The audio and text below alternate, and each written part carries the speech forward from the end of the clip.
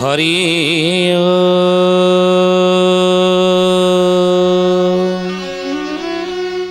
ओम भूर्भुवः स्वः तत्सवितुर्वरेण्यं भर्गो देवस्य धीमहि धियो यो नः प्रचोदयात्।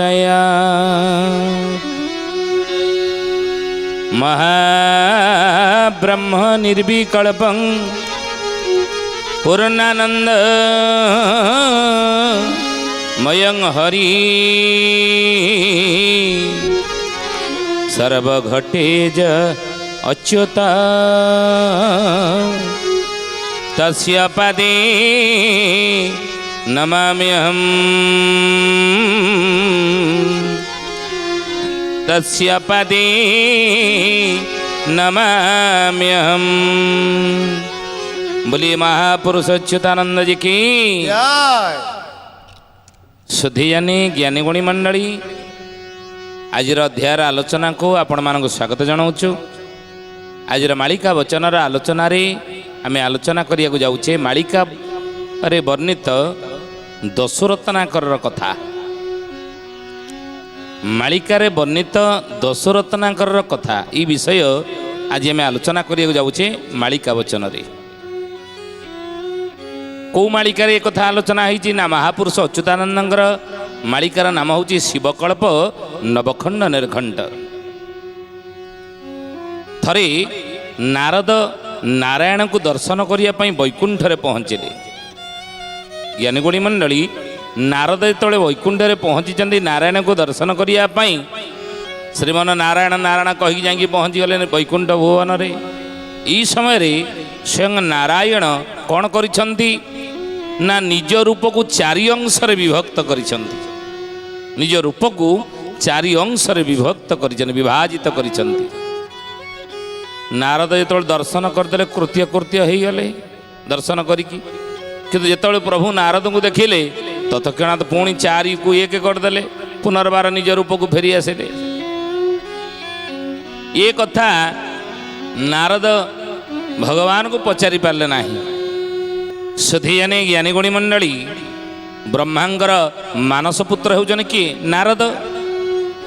नारद जितेबाला ई समाचार देले कहले हे पिताश्री मु आज वैकुंठ जाइले वैकुंठ भवन देखिली मोर इष्ट आराध्य स्वयं नारायण आज चारि रूपरे प्राकट्य होइछन्ति। ना चारि रूपरे देखिले तुम कौट ना वैकुंठ रे ना। अच्छा अच्छा ब्रह्मा कृत्य कृत्य हो गले आनंदित हो गले प्रफुल्लित हो गले हसीदेले। नारद पचारे कहले हे पिताश्री अच्छा मते कहतु से चारि रूप कौन प्रभु कहीं ये चारि रूपरे प्राकट्य होते मत टे कहतु। ब्रह्मा कहले हे नारद यार उत्तर तुम्हें मो ठारू पाइब नाही ना ना तुम्हें एठारू मो ठारू पाइब ना ताले का ठारू पाइबी ना तुम्हें शिवंग ठारू ये उत्तर पाइब ना कौट ना कैलाश भुवन जाओ। नारद तत्क्षणात कैलाश भुवन रे आसिक पहुँचले। ब्रह्मलोकरू सीधा आसी कैलाश भुवन रे पहुँचले। कैलाशपुरी रे कैलाश रे स्वयं देव देव महादेव ध्यानस्थ ही बसिचंती जुगरे बसन्ति प्रभु। वंदे देव उमापति सुरगुरुं वंदे जगत कारणं वंदे पन्नक भूषणं मृगधरं वंदे पशूनां पतिं वंदे सूर्य शशांक वह्निनयनं वंदे मुकुंद प्रियं वंदे भगत जनाश्रयं च वरदं वंदे शिव शंकरं। शंकर नारद को देखी पचारि देले हे नारद कुआडे आसिल मो निकट तुम आसीच कहीं ना प्रभु आज गोटे अद्भुत दृश्य मु देखिली ना कौन ना आज वैकुंठ भुवन मु जाइली देखिली स्वयं मोर इष्ट आराध्य स्वयं नारायण आज चारि रूपरे प्राकट्य होइछन्ति ना। हाँ परा ना वैकुंठ देखिल ना हाँ प्रभु देखिली ना। अच्छा अच्छा भल होइछि भगवान शिवशंकर मध्य खुशी हो गले आनंदित हो गले प्रफुल्लित हो गले। नारद कहले कहले प्रभु मते आपण कहतु यार कारण कौन ये चारि रूप जो प्रभु प्राकट्य हेले तार कारण कौन କାହିଁକି ଏମିତି ହେଲେ, କ'ଣ ପାଇଁ ହେଲେ, ଏ ଚାରି ରୂପ କ'ଣ? ଭଗବାନ ଶିବ ଶଙ୍କର କହିଲେ ହେ ନାରଦ, ଇଏ ଚାରି ରୂପ ହେଉଛନ୍ତି କ'ଣ ନା ପ୍ରଭୁ ଆଉ କିଛି ଦିନ ପରେ, ଆଉ କିଛି ସମୟ ପରେ, କିଛି ଅବଧି ପରେ ଏଇ ଚାରି ରୂପରେ ସଂସାରରେ ପ୍ରାକଟ୍ୟ ହେବେ। এই চারি রূপরে ত্রেতয়া যুগরে চারি রূপরে প্রাকট্য হেবে অযোধ্যাপুরে দশরথ ঘরে, দশরথ রাজাঙ্ক ঘরে প্রাকট্য হেবে রাম লক্ষ্মণ ভরত শত্রুঘ্ন রূপরে প্রাকট্য হেবে। নারদ କହିଲେ ହେ ପ୍ରଭୁ, ପ୍ରଭୁ ତ ଯେତେବେଳେ ପ୍ରାକଟ୍ୟ ହୁଅନ୍ତି ଗୋଟିଏ କାରଣ ନେଇ ନା, ନିରାକାର ପ୍ରଭୁ ଯେତେବେଳେ ନରାକାର ହେବେ, ସାକାର ହେବେ, ଅବତରିତ ହେବେ, ସେତେବେଳେ କୌଣସି କାରଣ ନେଇକି ପ୍ରଭୁ ଅବତାର ନିଅନ୍ତି ନା? ହଁ, କାରଣ କ'ଣ ତୁମେ ଜାଣିନ? ଯଦା ଯଦା ହି ଧର୍ମସ୍ୟ ଗ୍ଲାନିର୍ଭବତି ଭାରତ ଅଭ୍ୟୁତ୍ଥାନଂ ଅଧର୍ମସ୍ୟ ତଦାତ୍ମାନଂ ସୃଜାମ୍ୟହଂ ପରିତ୍ରାଣାୟ ସାଧୁନାଂ ବିନାଶାୟ च ଦୁଷ୍କୃତଂ ଧର୍ମ ସଂସ୍ଥାପନାର୍ଥାୟ ସମ୍ଭବାମି ଯୁଗେ ଯୁଗେ। ଧର୍ମର ରକ୍ଷା ଅଧର୍ମର ବିନାଶ ପାଇଁ, ସାଧୁ ସନ୍ତଙ୍କୁ ରକ୍ଷା କରି ଦୁଷ୍କୃତମାନଙ୍କୁ ବିନାଶ କରିବା ପାଇଁ, ଅସୁରମାନଙ୍କୁ ବିନାଶ କରିବା ପାଇଁ ପ୍ରଭୁ କ'ଣ କରନ୍ତି? ଅବତରିତ ହୁଅନ୍ତି, ସଂସାରରେ ଅବତାର ନିଅନ୍ତି, ନିରାକାର ନରାକାର ହୁଅନ୍ତି। ନାରଦ ପଚାରିଲେ, କହିଲେ ଆଚ୍ଛା ପ୍ରଭୁ, ବର୍ତ୍ତମାନ ସମୟରେ ସେମିତି କୋଉ ଅସୁରର ଦୌରାତ୍ମ୍ୟ ସଂସାରରେ ଅଛି ଯେ ଯାହାଫଳରେ କି ମୋ ପ୍ରଭୁ ଆଜି ଅବତାର ନେବାକୁ ଯାଉଛନ୍ତି, ଚାରି ରୂପରେ ପ୍ରାକଟ୍ୟ ହେବାକୁ ଯାଉଛନ୍ତି, ଅବତରିତ ହେବାକୁ ଯାଉଛନ୍ତି? ଏମିତି ସଂସାରରେ ସେମିତି କୌଣସି ବଡ଼ ଅସୁର କିଏ ଅଛି? ନା ଅଛି ନା କି ନା ଅଛନ୍ତି ଜଣେ ପାପୀ, ସେଭଳି ଅସୁରକୁ ବିନାଶ କରିବେ, ପାପୀକି ମଧ୍ୟ ଉଦ୍ଧାର କରିବେ। ନା ପାପୀ କିଏ ଅଛି? ନା ଜଣେ ଅଛନ୍ତି ନା କି? ନା ତୁମେ ଏଠାରୁ ଚାଲିଯିବ ଚ୍ୟବନ ଋଷିଙ୍କ ଆଶ୍ରମ। ଭଗବାନ ଶିବ ଶଙ୍କର କହିଲେ ହେ ନାରଦ, ତୁମେ ଚ୍ୟବନ ଋଷିଙ୍କର ଆଶ୍ରମକୁ ଯିବ। ସେ ଚ୍ୟବନ ଋଷିଙ୍କର ଆଶ୍ରମରେ ଦେଖିବ ତାଙ୍କର ପୁତ୍ର ରତ୍ନାକରକୁ ଭେଟ କରିବ। ଆଉ ଇଏ ରତ୍ନାକର ବର୍ତ୍ତମାନ ସମୟରେ ହେଉଛି ମହାପାପୀ, ଅଛି ସେଭଳି ମହାପାପୀ ସଂସାରରେ। ବୋଲି ମହାପୁରୁଷ ଅଚ୍ୟୁତାନନ୍ଦ ଯେ କି ସୁଧୀଜାନୀ ଜ୍ଞାନୀ ଗୁଣୀ ମଣ୍ଡଳୀ, ଇ ଦଶରତ୍ନାକର ତ୍ରେତୟା ଯୁଗରେ ଚ୍ୟବନ ଋଷିଙ୍କର ଆଶ୍ରମରେ ତାଙ୍କର ପୁତ୍ର, ତାକୁ ଯାଇକି ଦେଖ। ଭଗବାନ ଶିବ ଶଙ୍କର କହିଲେ ମହାପାପୀ ସିଏ। ହେ ଜ୍ଞାନୀ ଗୁଣୀ ମଣ୍ଡଳୀ ସୁଧୀଜାନୀ, ସେଇ ଦଶରତ୍ନାକର ଇ ସତ୍ୟ ଯୁଗରେ, ତ୍ରେତୟା ଯୁଗରେ ଇ ପୂର୍ବରୁ କ'ଣ ଥିଲା? ଯେଉଁ କଥା ମହାପୁରୁଷ ଅଚ୍ୟୁତାନନ୍ଦ ଶିଷ୍ୟ ରାମଚନ୍ଦ୍ରଙ୍କ ଆଗରେ ମାଳିକାର ନାମ ଶିବକଳ୍ପ ନବଖଣ୍ଡ ନିର୍ଘଣ୍ଟର ତୃତୀୟ ନିର୍ଘଣ୍ଟରେ କହିଛନ୍ତି କ'ଣ? କହିଲେ ପୂର୍ବେ ସତ୍ୟ ଯୋଗେ 4 ଲକ୍ଷ ବର୍ଷ ତପ ଆରଧି ବସିଲେ ଗୌତମ ମହର୍ଷି ଅହଲ୍ୟାର ପତି ତ୍ରେତୟାରେ ଜାତ ହେଲେ। ତ୍ରେତୟାରେ ଜାତ ହେଲେ ହେ ସୁଜନେ, ତ୍ରେତୟାରେ ଜାତ ହେଲେ, ତ୍ରେତୟାରେ ଜାତ ହେଲେ ହେ ସୁଜନେ, ତ୍ରେତୟାରେ ଜାତ ହେଲେ। ଅଭିଶାପ ଦେଇଥିଲେ ଗୌତମ ମହାମୁନି ଅହଲ୍ୟାକୁ, ତୁ ପାଷାଣୀ ହେଇଯିବୁ। ଅଭିଶାପ ଦେଇନଥିଲେ? ଇନ୍ଦ୍ରଙ୍କୁ ଅଭିଶାପ ଦେଇଥିଲେ ସହସ୍ର ଯୋନି ତୋ ଦେହରେ ହେଇଯିବ। ତେଣୁ ସେଇ ଗୌତମ ମହାମୁନି କ'ଣ କଲେ ନା ପୂର୍ବେ ସତ୍ୟ ଏ ତପସ୍ୟାରେ ବସିଗଲେ। ତପସ୍ୟାରେ ବସିଗଲା ପରେ ତ୍ରେତୟାରେ ପୁଣି ଜନ୍ମ ହେଲେ। ସିଏ କେଉଁ ରୂପରେ ଜନ୍ମ ହେଲେ? ମହାପୁରୁଷ କହୁଛନ୍ତି ପୂର୍ବେ ସତ୍ୟ ଯୁଗେ 4 ଲକ୍ଷ ବର୍ଷ ତପ ଆରଧି ବସିଲେ। 4 ଲକ୍ଷ ବର୍ଷ ସତ୍ୟ ଯୁଗରେ ତପ ଆରଧି ବସିଥିଲେ ଗୌତମ ମହର୍ଷି। ଆଉ ତାପରେ ସେ ତ୍ରେତୟାରେ ଜନ୍ମ ହେଇଥିଲେ କେଉଁ ରୂପରେ? ଅଚ୍ୟୁତାନନ୍ଦ ମହାପୁରୁଷ ମାଳିକାରେ କହୁଛନ୍ତି, ଶୁଣନ୍ତୁ ହେ ଜ୍ଞାନୀ ଗୁଣୀ ମଣ୍ଡଳୀ, ନା ଗୀତା ଭାଗବତ ରାମାୟଣରେ এই ବିଷୟ ସମ୍ପୂର୍ଣ୍ଣ ଆଲୋଚନା ହେଇଥାଇ ନପାରେ, କିନ୍ତୁ ଆମେ ଜାଣିଥାଇ ନପାରନ୍ତି ଗୀତା ଭାଗବତ ମାଳିକା, ଏ ଗୀତା ଭାଗବତ ରାମାୟଣ ପୁରାଣ ଶାସ୍ତ୍ର ପଢ଼ିକି এই ବିଷୟ ଆମେ ଜାଣିଥାଇ ନପାରନ୍ତି, କିନ୍ତୁ ମାଳିକା ଶାସ୍ତ୍ରରେ ମହାପୁରୁଷ ଅଚ୍ୟୁତାନନ୍ଦ এই କଥାକୁ ଲେଖିଛନ୍ତି। ଦଶରତ୍ନାକର ତା ନାମ ହୋଇଲା ମାଇଲା ଧନୀ ଦରିଦ୍ର,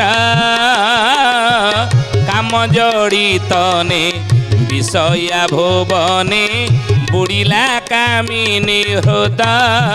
ବୁଡ଼ିଲା କାମିନୀ ହୃଦୟ ସୁଜନେ ବୁଡ଼ିଲା କାମିନୀ ହୃଦୟ ବୁଡ଼ିଲା କାମିନୀ ହୃଦୟ ସୁଜନେ ବୁଡ଼ିଲା କାମିନୀ ହୃଦୟ। କ'ଣ କହିଲେ କହିଲେ ଦସ୍ୟୁ ରତ୍ନାକର ତା ନାମ ହୋଇଲା ମାଇଲା ଧନୀ ଦରିଦ୍ର ନୁହେଁ କି ଗୌତମ ମହର୍ଷି। ଦେଖନ୍ତୁ ମାଳିକା ପ୍ରମାଣ ଆମେ ଦେଉଛୁ। କେଉଁ ମାଳିକାରେ ଏକଥା ଲେଖାଯାଇଛି କହିଲୁ? ଶିବକଳ୍ପ ନବଖଣ୍ଡ ନିର୍ଘଣ୍ଟରେ। ଶିବକଳ୍ପ ନବଖଣ୍ଡ ନିର୍ଘଣ୍ଟର କେଉଁ ନିର୍ଘଣ୍ଟ ନା ତୃତୀୟ ନିର୍ଘଣ୍ଟରେ କିଏ ଲେଖିଛନ୍ତି? ଅଚ୍ୟୁତାନନ୍ଦ ମହାପୁରୁଷ ଲେଖିଛନ୍ତି। ପ୍ରମାଣ ଦେଲୁ, ଏ ଭୁଲ ବୁଝିବେ ନାହିଁ। ତେଣୁ ମହାପୁରୁଷ କହୁଛନ୍ତି ସେଇ ଗୌତମ ମହର୍ଷି ତ୍ରେତୟାରେ ଜନ୍ମ ହେଲେ। କେଉଁ ରୂପରେ ନା ଦସ୍ୟୁ ରତ୍ନାକର ରୂପରେ ଚ୍ୟବନ ଋଷିଙ୍କର ପୁତ୍ର ଭାବରେ ସେ ଜନ୍ମ ହେଲେ। ଆଉ ସେତେବେଳେ ଧନୀ ଦରିଦ୍ର ବହୁତ ମାଇଲେ। କହନ୍ତିନି ଯେ ବାପ ଜଣେ ପଣ୍ଡିତ, ପୁଅ ଯେ ପଣ୍ଡିତ ହେବ ଇ ଗ୍ୟାରେଣ୍ଟି ନାହିଁ, ବୁଝିଲେ?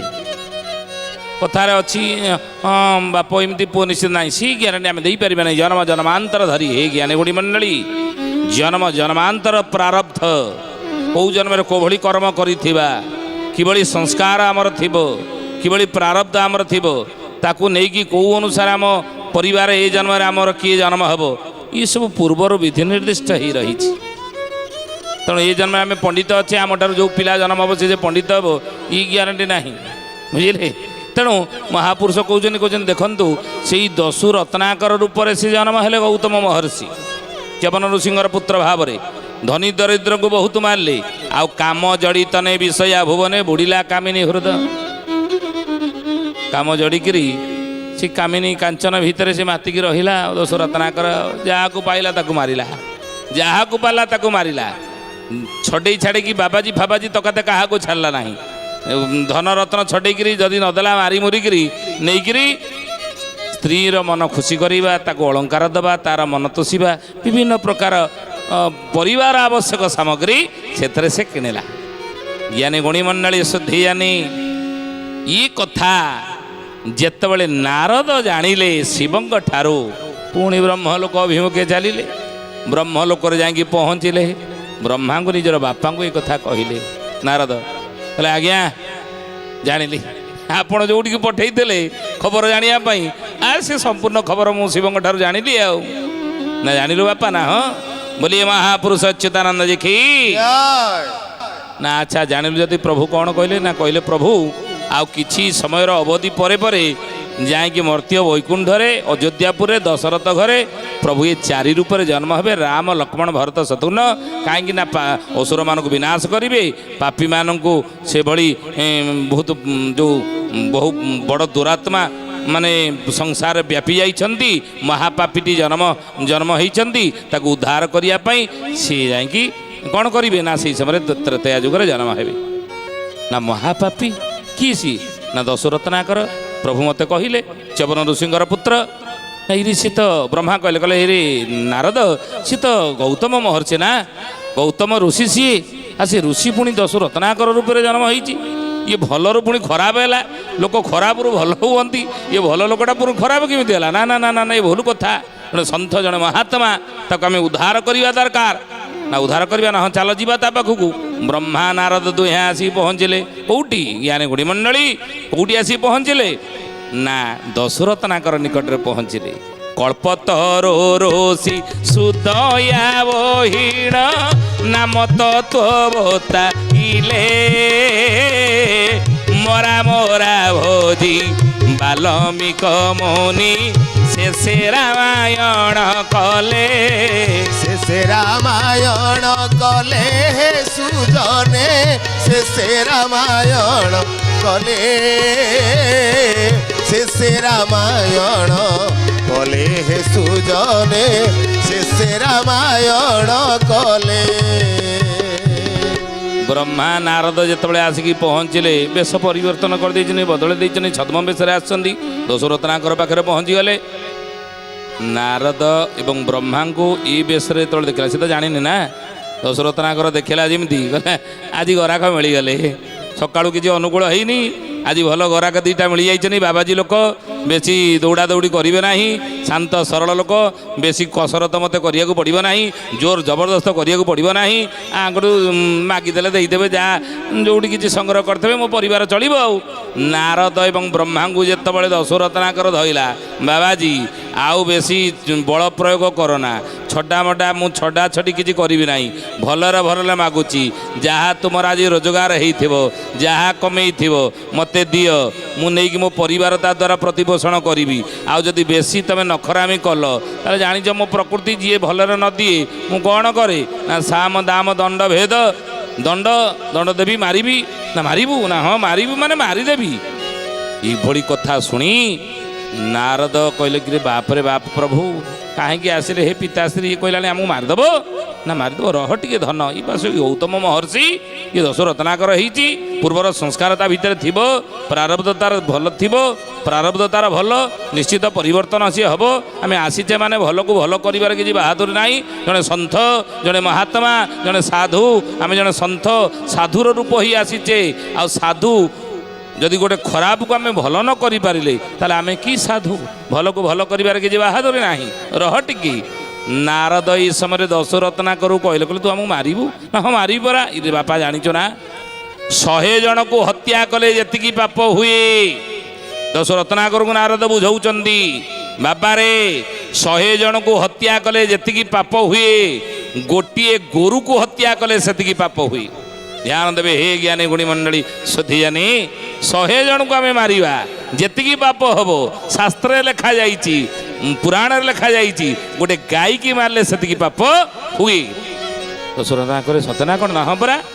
ବ୍ରହ୍ମ ଜ୍ଞାନ ଦେଉଛୁ ଆମ ସାଧୁ ଆମେ ସନ୍ଥ ପୁରାଣ ଶାସ୍ତ୍ର ପଢ଼ିଛୁ ସେ ଜ୍ଞାନ ଆମେ ତତେ ଦେଉଛୁ ଯଦି ଜାଣିନାହୁଁ ତାହେଲେ ଜ୍ଞାନ ଜାଣ ଆଉ 100ଟି ଗୋରୁ ହତ୍ୟା କଲେ ଯେତିକି ପାପ ହୁଏ ଧନରେ 100ଟି ଗୋରୁ ହତ୍ୟା କଲେ ଯେତିକି ପାପ ହୁଏ ଗୋଟିଏ ସ୍ତ୍ରୀକୁ ହତ୍ୟା କଲେ ସେତିକି ପାପ ହୁଏ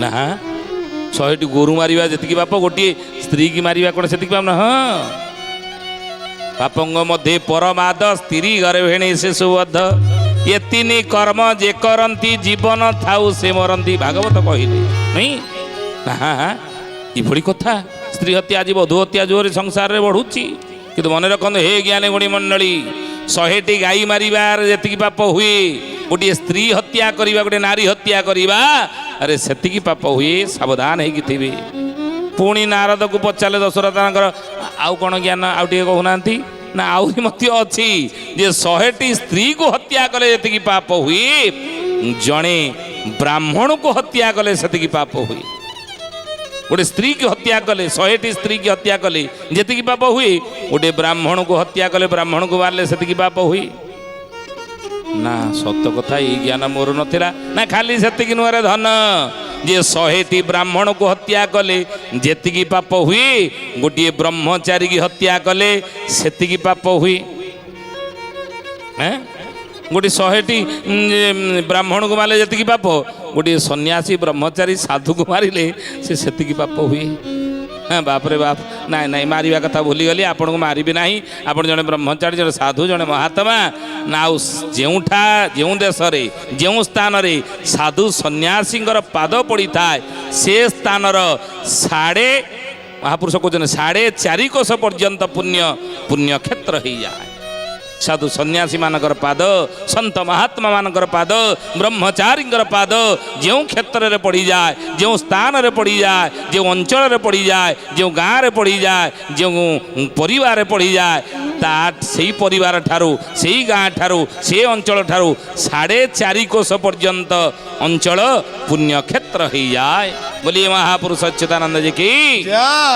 तेणु से दशरत्नाकर कहला कहला ये ज्ञान मोर नथिला आपण मत ज्ञान देले अच्छा ठीक अच्छी बहुत पाप करी जन सन्थ महात्मा मोर धर्म विषय ज्ञान आसीगला आपण द्वारा किंतु मत कहतु कौन करी ना अच्छा तू जो पाप कलुणी मारिकी सबू आम पूर्व बहुत बाबाजी मारिथबू बहुत सन्थ को मारिथबू बहुत ब्रह्मचारी मारिथबू बहुत स्त्री मान को मारिथबू गहना सब छड़ेकी देहर नेला बेले बहुत धन संपत्ति लुंठन करथबू मारिथबू ना हाँ मारी ना ता द्वारा जो पाप जाचु ना ता द्वारा केते पाप तोर होती ତାର ନର୍କରେ କେମିତି ତୁ ଘାଣ୍ଟି ହେବୁ ବାପଙ୍କ ମୁଖ ଏକୁଟିଆ ଗୁରା ଖାଇଛି ନା ଆଉ ନା ମୋର ପରିବାର ଲୋକ ସବୁ ଖାଇଛନ୍ତି ନା ପରିବାର ଲୋକ କ'ଣ ପାପରେ ଭାଗିଦାରୀ ହେବେ ନା ହଁ ହେବେନି କାହିଁକି ନିଶ୍ଚିତ ହେବେ ନା ପଚାରିକିଆ ସମସ୍ତେ ଯେତେବେଳେ ମନା କରିଦେଲେ ଦଶରତ୍ନାକର ଆସିକି ସ୍ତ୍ରୀ ମନା କଲା ପୁଅ ମନା କଲା ବାପ ମନା କଲା ମା ମନା କଲା ଆମେ ତୋ ପାପରେ ଭାଗିଦାରୀ ହେବୁ ନାହିଁ ଯାହା ତୁ ପାପ କରିଛୁ ତୋର ଉତ୍ତରଦାୟିତ୍ୱ ଆମକୁ ପୋଷିବା ତୁ କେଉଁଠୁ ଆଣିଲ ଆମର ସେଥିରେ ଯାଏ ଆସେ କେତେ ପତ୍ର ଗୋଟେଇବା ଲୋକ ଆମେ କାହିଁକି ତୋଟାମୂଲ କରିବାକୁ ଯିବୁ ଆଚ୍ଛା ଆଚ୍ଛା ନାରଦଙ୍କ ପାଦ ତଳେ ପଡ଼ିଗଲା ମୋତେ ଉଦ୍ଧାର କର ଘଟିଗଲାଣି ଯାହା ଘଟିଗଲାଣି କେମିତି ଉଦ୍ଧାର ପାଇବି ସେଇ କଥା ମହାପୁରୁଷ କହୁଛନ୍ତି କଳ୍ପତରୋ ରୋଷି ସୁଦୟା କରିଣ ନାମ ତୋବତା ଇଲେ ମରା ମରା ଭୋଜି ବାଲ୍ମୀକ ମୁନି ଶେଷେ ରାମାୟଣ କଲେ ଶେଷେ ରାମାୟଣ କଲେ ହେ ସୁଜନେ ଶେଷେ ରାମାୟଣ କଲେ ଶେଷେ ରାମାୟଣ କଲେ ହେ ସୁଜନେ ଶେଷେ ରାମାୟଣ କଲେ। ସୁଧୀୟନେ ଜ୍ଞାନୀ ଗୁଣୀ ମଣ୍ଡଳୀ ଆଜି ତ ସମୟ ହେଇଛି ତ ଆସନ୍ତୁ ଆଜି ବାଣିକି ଏଇଠାରେ ବିରାମ ଦେବା ପୁଣି ଆସନ୍ତା ଅଧ୍ୟାୟରେ ଆମେ ଆଲୋଚନା କରିବା ସେ ପ୍ରଭୁଙ୍କର ନାମ ନେବା ଭଗବାନଙ୍କର ନାମ ନେଇ ସେ ପ୍ରଭୁଙ୍କର ଭୁବନ ମୋହନ ଗୁଣର ଆମେ କୀର୍ତ୍ତନ କରିବା ଭଜ ଅନନ୍ତ ଗୋପାଳ ସତ୍ୟଧାମ ଭଜ ଅନନ୍ତ ଗୋପାଳ ସତ୍ୟଧାମ ଜପ ହରେ କୃଷ୍ଣ ପରମ ବ୍ରହ୍ମ ରାମ ଜପ ହରେ କୃଷ୍ଣ ପରମ ବ୍ରହ୍ମ ରାମ ଭଜ ପତିତ ପାବନ କଳକି ରାମ ଭଜ ପତିତ ପାବନ କଳକି ରାମ ଜପ ସତ୍ୟ ସନାତନ ହରେ ରାମ ଜପ ସତ୍ୟ ସନାତନ ହରେ ରାମ ଭଜ ଅନନ୍ତ ଗୋପାଳ ସତ୍ୟଧାମ ଭଜ ଅନନ୍ତ ଗୋପାଳ ସତ୍ୟଧାମ। ସୁଧୀୟନି ଆଜି ପାଇଁ ଆସନ୍ତୁ ବାଣିକି ବିରାମ ଦେବା ପୁଣି ଆସନ୍ତା ଅଧ୍ୟାୟରେ ଭେଟ ହେବା ରହୁଛୁ ହରି ଓମ୍ ଶାନ୍ତି ଶାନ୍ତି ଶାନ୍ତି ସର୍ବାରିଷ୍ଟ ସୁଶାନ୍ତିରେ ଭବତୁ। ପ୍ରାର୍ଥନା ଆମ ଆନନ୍ଦର ଉତ୍ସ।